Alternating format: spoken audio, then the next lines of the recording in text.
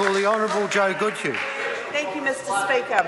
Well, I rise to take part in this general debate, and what we've seen an absence of this afternoon from the opposition is debate on the issues that New Zealanders really care about.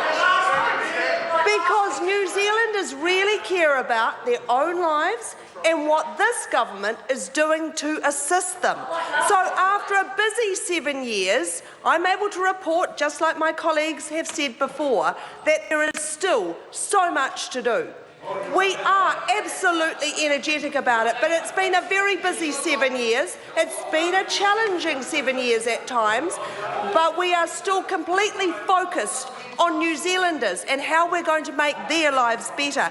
And that'll be about a well-performing economy. That'll be about more jobs, not government-created jobs, but business-created jobs. That'll be about lifting their incomes and providing the essential services that support them and their families. So when a New Zealander is considering their own bank statement, what do they want to know? Well, they want to know that the government is responsibly managing their own bank statements. They want to be able to trust in the government not to be profligate spenders, not to promise and deliver vast arrays of spending without any thought about whether they're getting value for money.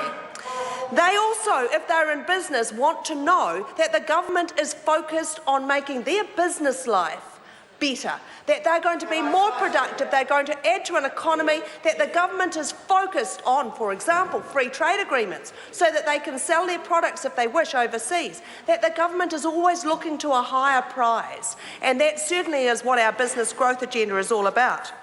They also want to know when they pay tax, that those tax dollars are being used to good effect, that we are not squandering their tax dollars, and that certainly is not what we're doing. However, I do have to say that we have now a record $25 billion going into our health and education expenditure.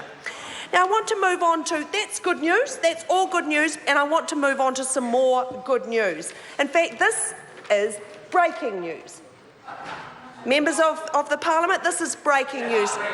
This is the, well, I don't think you'll find it so, Mr. Peters. So this is the CAF World Giving Index for 2015. It's in its 6th year, and it's a leading authority on global generosity. Now, I think that people who feel good about their lives often are generous as well. And it shows a picture of charitable behaviour across the world. Comparing 145 countries, New Zealand is third. New Zealand is third behind Myanmar, the US. With New Zealand top 3, we've moved up 2 places. That doesn't sound like a country that's feeling down in the dumps to me. That sounds like a country.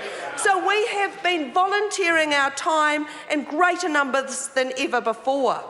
So we are the 4th, with 45% of our 15-year-olds and over volunteering their time. 6th when it comes to giving away money if you're over 15 years. I think that's fantastic news, and I just know that that is not a sentiment that would happen if this country was in the doldrums. No, this is a country that has confidence in the John Key-led Parliament. But then, there's more good news. I have more good news for the members of the House. I want to talk about the fantastic numbers of products in our supermarkets right now with front-of-pack labelling. Not a new idea. We introduced it about 18 months ago. 600 products in our supermarkets. They tell you at a glance, so that you can compare across products, what's the healthier product. Now, what a radical idea that is. What has meant, this has also meant that the companies have reduced their sugar and their salt in their products in order to get more stars. So between half a star and 5 stars, 5 being the best, 70% of New Zealand's breakfast cereals have reformulated to be healthier. Gosh, that was easy. It was all voluntary. How did that happen? I can't believe it, but it did. And the bulk bins in the supermarkets are going to be there. People say, oh, you only buy on price, but in fact, the cheapest products, the home-bred products, are right up there, 500 by the end of the year. So I can say this is a success of this government, healthier products for our New Zealanders.